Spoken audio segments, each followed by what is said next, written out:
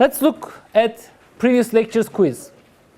I had a parallel plate capacitor filled only halfway with a dielectric. And I'm wondering what's the capacitance of this arrangement. Now, by symmetry, I expect all the points at the boundary to be at the same potential, right? My electric field will be uniform, more or less. If this is a large enough parallel plate capacitor, that should be the case. So, if that's the case, then maybe I should think of this as an empty capacitor that's in series with a capacitor filled with dielectric kappa. Now, what is the distance between the plates for the first capacitor? It's d over 2. For the second capacitor, it's again d over 2. How about the areas? The area here is A, the area here is A. So, what's the first capacitance? Epsilon 0 A over d over 2. How about the second capacitance? It's again epsilon 0 A over d over 2, but it's filled with the dielectric, so its capacitance increased by kappa. Now, I have two capacitors which are in series. What's the equivalent capacitance of capacitors in series? If I have, what's the formula like this? No, that was not. That was true for parallel capacitors. That's C equivalent inverse, C1 inverse, C2 inverse. So 1 over C equivalent is C1 inverse. I'm going to write epsilon 0 A d over 2. And for C2 inverse, I'm going to write d over 2 kappa epsilon 0 A. So maybe I should write d over 2 epsilon 0 A 1 plus 1 over kappa. So the equivalent capacitance is 2 epsilon 0 A over d kappa divided by kappa plus 1. All right? Let's quickly check the units. I clearly reached my goal. I have kappa, epsilon 0, A and D in the answer only. How about the units? I know epsilon 0, A over D already has the correct units, right? So whatever is multiplying this combination must have no units. What was the unit for kappa? It did not have any units. So units are actually correct. Is there a nice limit I can check for this problem? What is the dielectric constant kappa of vacuum? If I did not fill this capacitor, that is equivalent to filling it with a dielectric constant of kappa equals 1. So when kappa equals 1, what do I expect? When kappa equals 1, equivalent resistance should be epsilon 0 A over D. Is that the case when kappa is equal to 1? It's the case, so that limit also checks, which means we probably have found the correct answer. Okay? We have found the correct answer in this case. Now I have the new quiz, quiz 11, today's quiz. I am too lazy to copy and paste it, so I'm just going to draw the figure. I have two capacitors which have equal charge, plus Q and plus Q, but they have different capacitances, C1 and C2. So the question is, if I close the switch, the system will come to an equilibrium. I'll have new charges Q1 and Q2. The question is, what are those charges? So part A is Q1 and Q2. And part B is energy lost.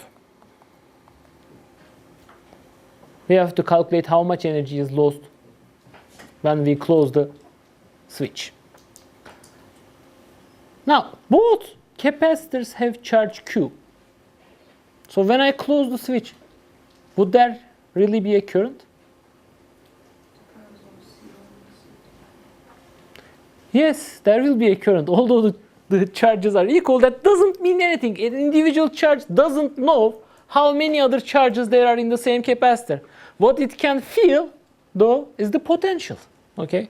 It will feel that I am at a higher or lower potential, and it will always try to go to the lower potential. So there will be a charge flow. Charges will flow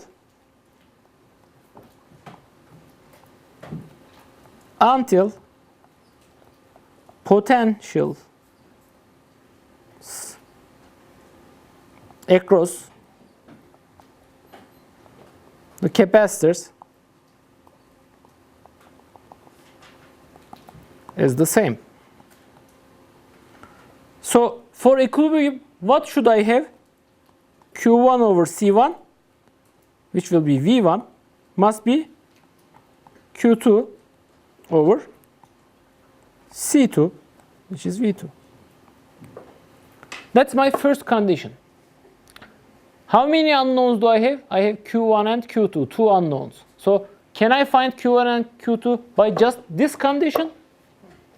No, I need one more equation. If I have two unknowns, I need at least two equations to find them. What's the other equation?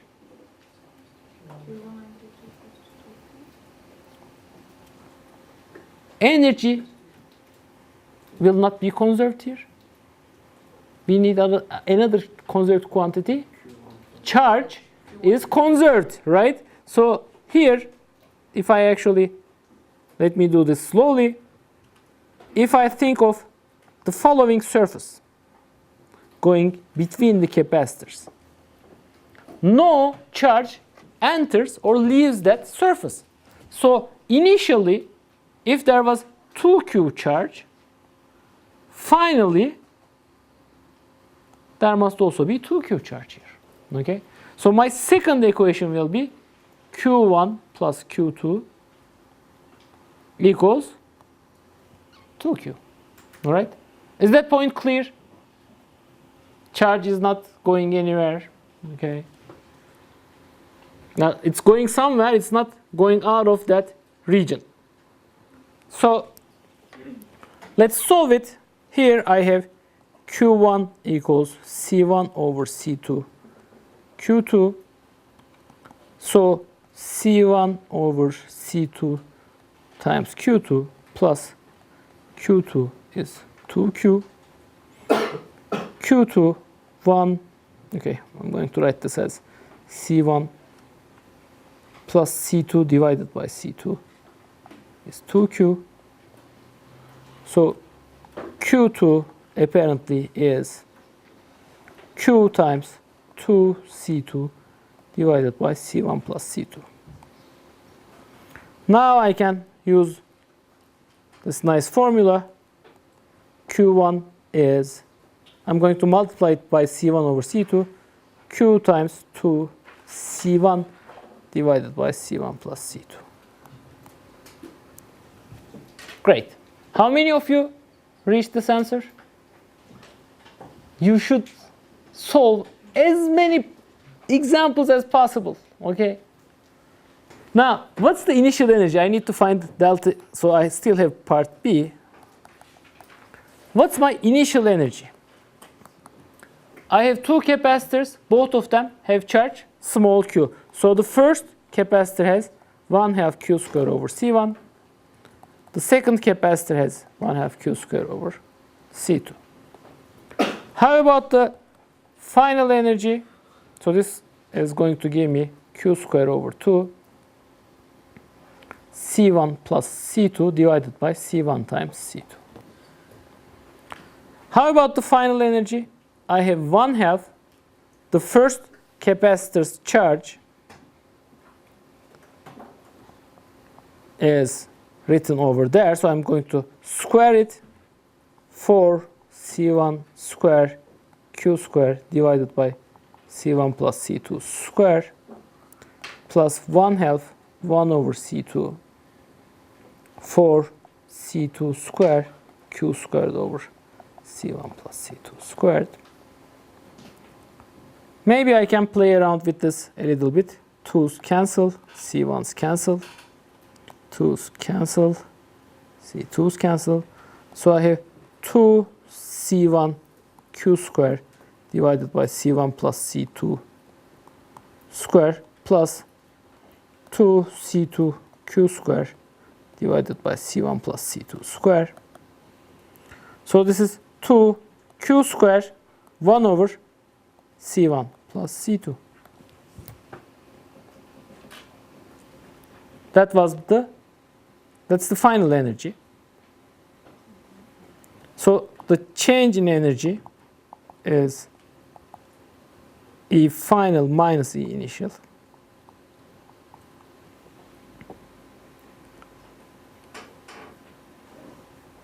Q square 2 over C1 plus C2 is final energy minus 1/2 C1 plus C2 divided by C1 C2 is the initial energy. Well, let's play around with it. Q square 4 C1 C2 minus C1 plus C2 square divided by 2 C1 C2 C1 plus C2. Question? No question? I'm happy when you ask me questions. I'm not trying to embarrass anyone. I thought I heard the question, but it's okay. And what is this? Q square C1 minus C2 square divided by 2 C1 C2 C1 plus C2.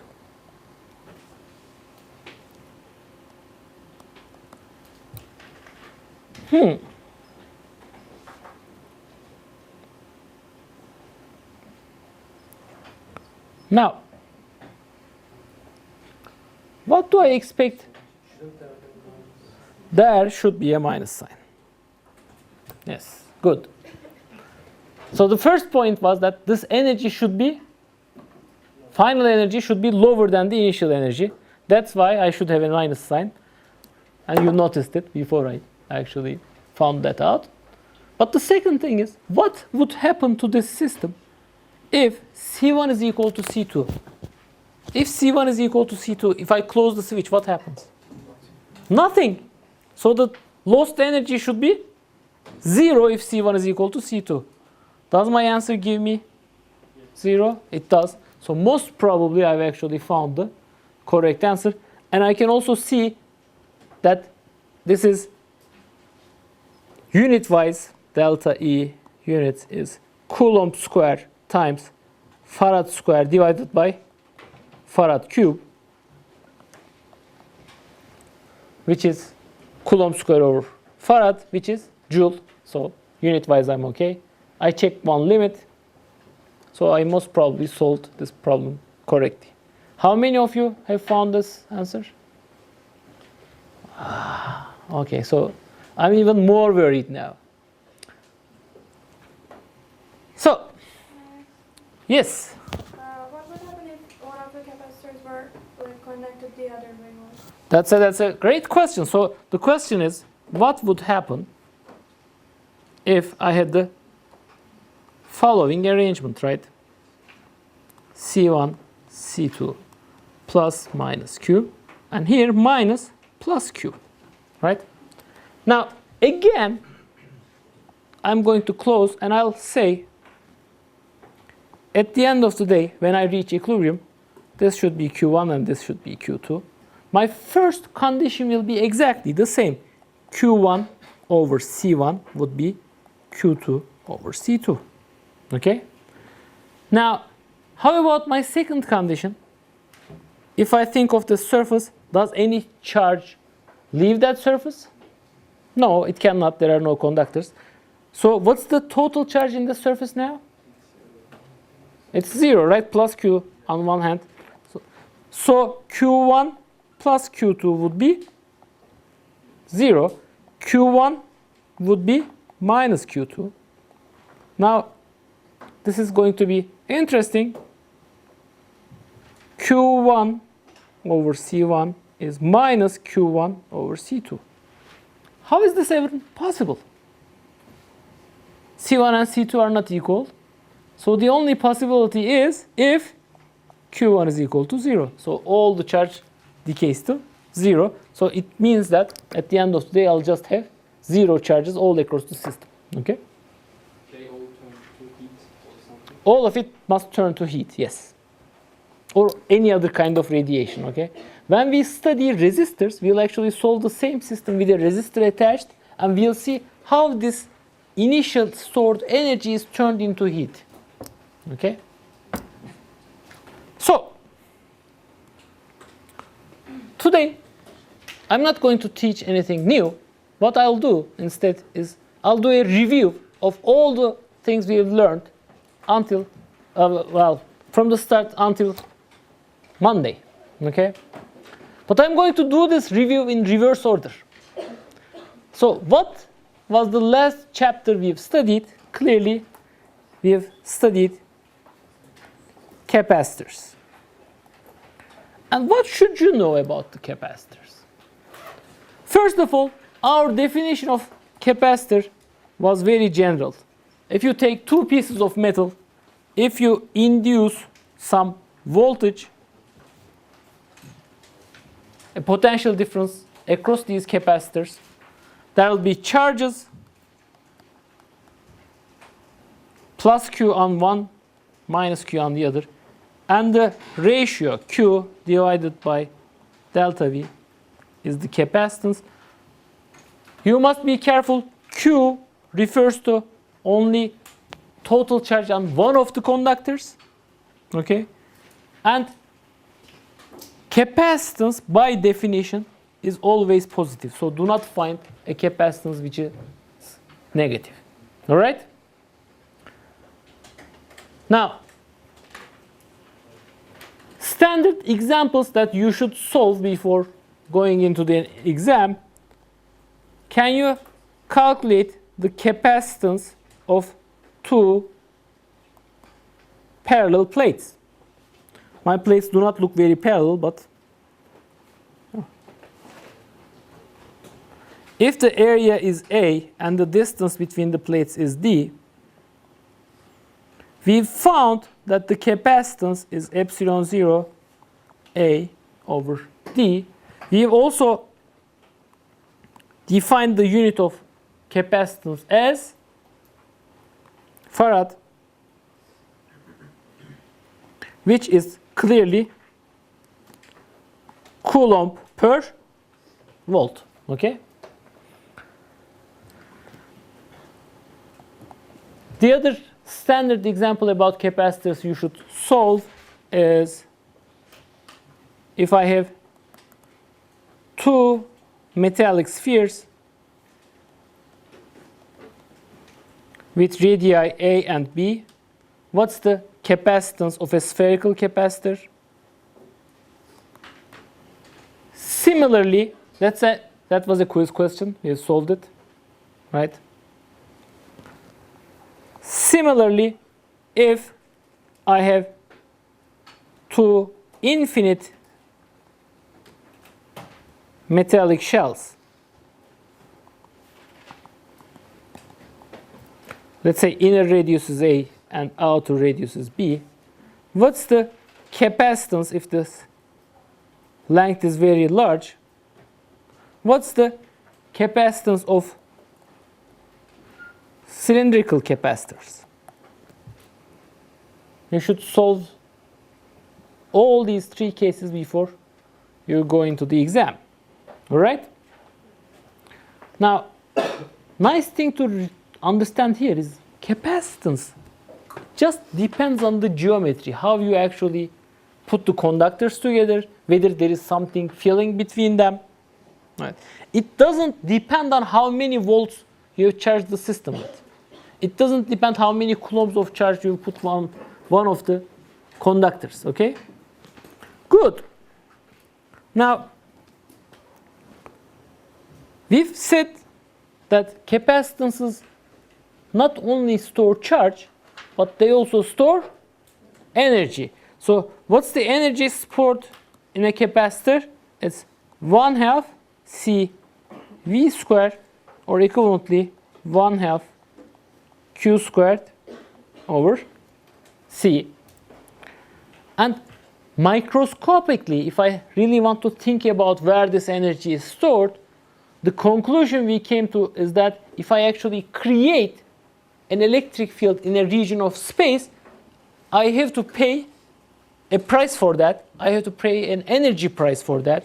If I create an electric field E that stores energy U, which is 1/2 epsilon 0 E square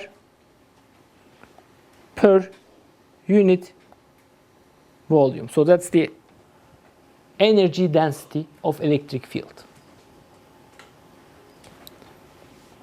What else did we say? We said we generally want to have large enough capacitors to store more charge or more energy. And for that, making capacitors of larger and larger area is clearly not practical. Making capacitors which are where the conductors are very close to each other is also not very practical, because charges may flow across the system. There will be small lightnings. That will be what we call dielectric breakdowns. So the best scenario is to take a capacitor and fill it with a non-conducting material.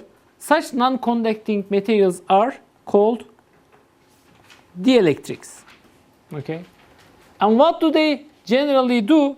They actually, if the capacitance was C0 before we filled up this capacitor,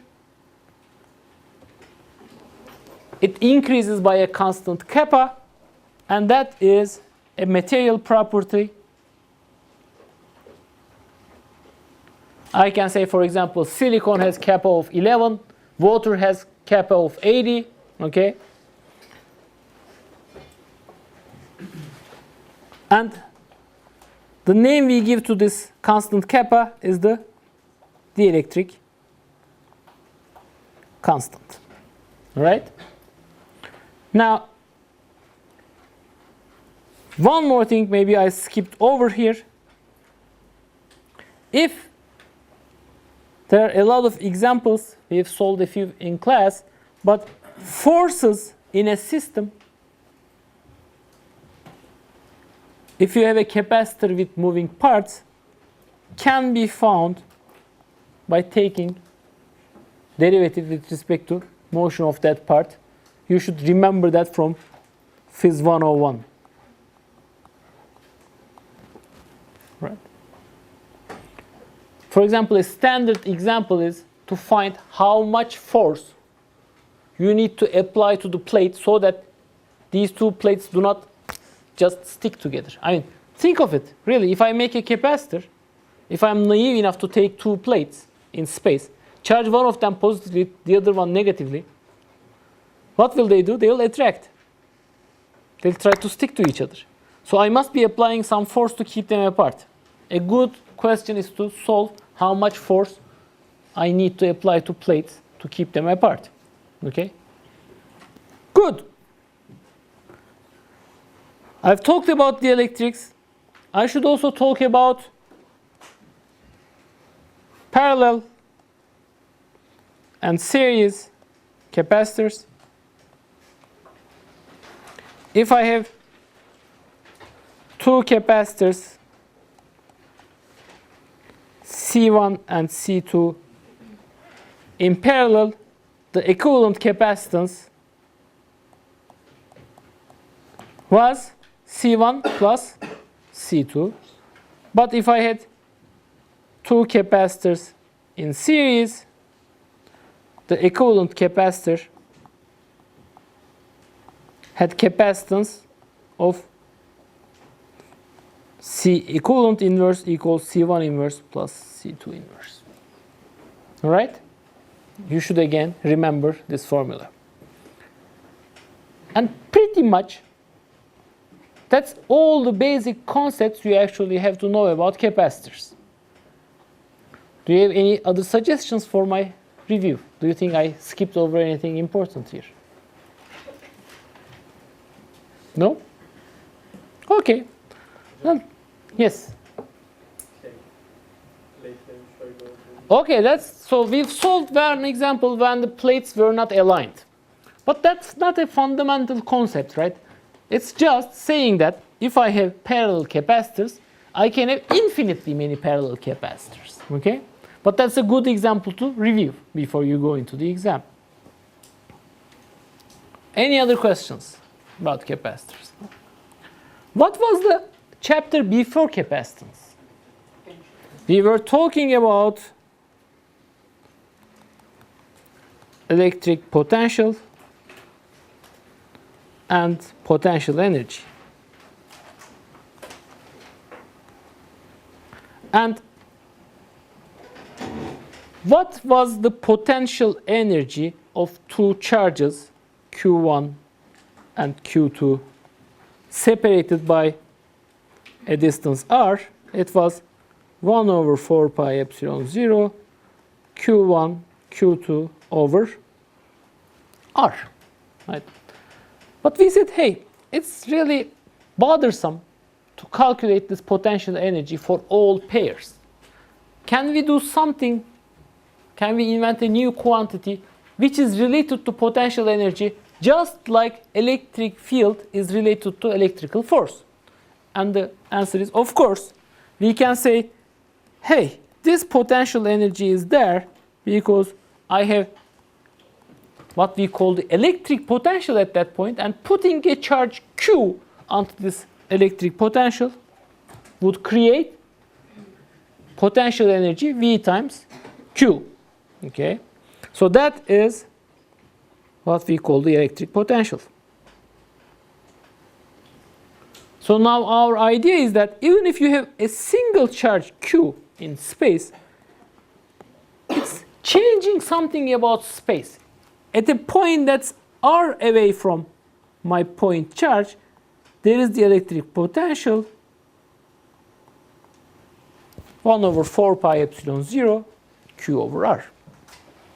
But now you may say, hey, why is this thing useful? And why don't I stick with the electric field? And the answer is, we actually learned to calculate the electric field from the potential, as well as to do the reverse. We can calculate the potential from the electric field. What were our formulas for going both ways? If I would like to calculate the electric field, I have to calculate its components. It's a vector. And all of these components can be calculated from the potential by taking partial derivatives.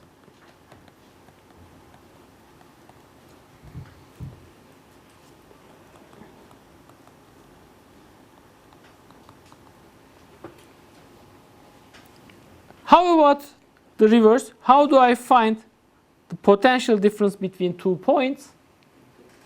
If I find electric field from the potential by taking derivatives, I should be able to do the reverse by evaluating an integral. So I have to integrate from initial point to final point E along my path dl. But I must be careful. If I'm moving in the same direction with the electric field is pushing me. I'm going downhill, which means I'm going to a lower potential.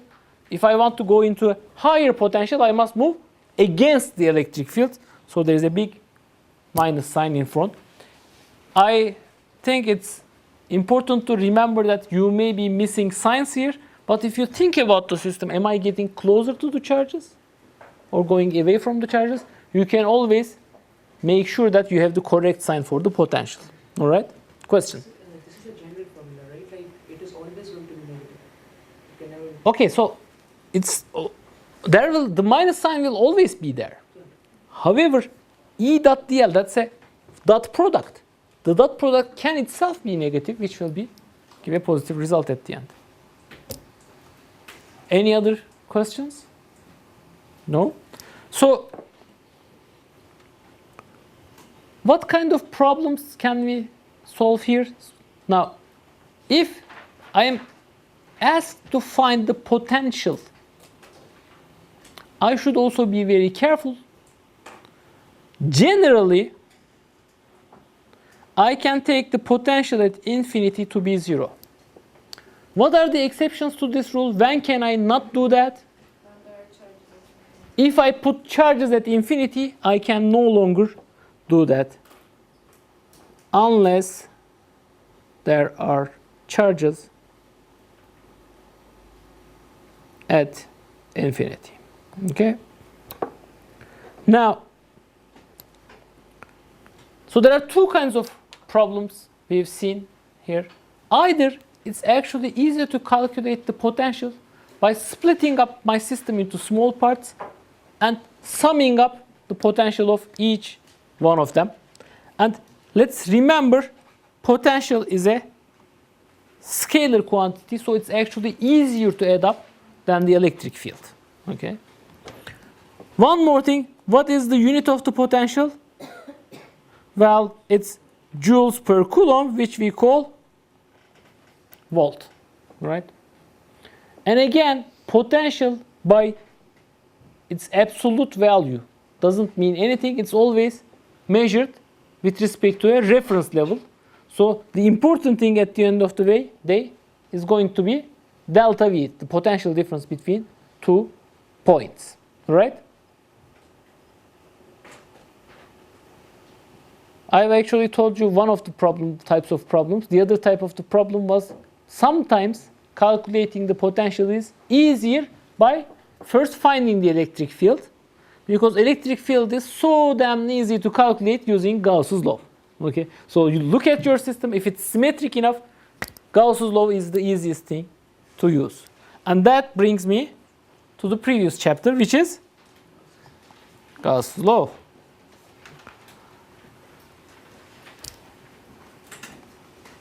Let me first state it. E dot dA is Q in over epsilon 0. What was that small circle on the integral? It told me that whatever surface I'm doing this integration on is closed. So there is an inside and outside. And Q in is the charge inside my surface. Okay? Was this always true? Is this true for all charge distributions? No, it's always true. Okay, Gauss's law is always correct. However, is it always useful? No, it's only useful for us to calculate things if the distribution is symmetric enough. That's a big distinction, okay? It's actually always valid, but only useful for extremely symmetric situations. Now, what are those symmetric situations? What kind of symmetries do we actually know? We know spherical symmetry. We know cylindrical symmetry. And we know of planar symmetry. I think I've solved enough examples for all three types. One thing maybe I did not emphasize enough is that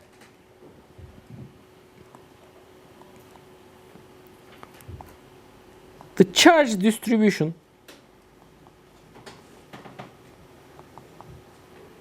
may be non-uniform. And I've solved 0 examples of that case. But I have assigned actually 3 problems in the book which have non-uniform charge distributions. I think you should study all of them before the exam. So, when the charges are non-uniform, we have to calculate Qn with integration, right? Not necessarily. The non-uniformity can still be spherically symmetric. For example, I can have a system where the charge density depends on radius. Okay? So that would be, still you can use Gauss's law. I'm not going to review anything more about this. I think you've understood the concept and you should be able to use Gauss's law in all 3 situations. I will, however, remind you our definition of a conductor. Conductor is easy to define. It's the thing that conducts electricity. But a better definition is when E is 0 inside, so charges are on the surface. Okay? The conductor screens any electric field, external electric field, so there is no electric field on the inside.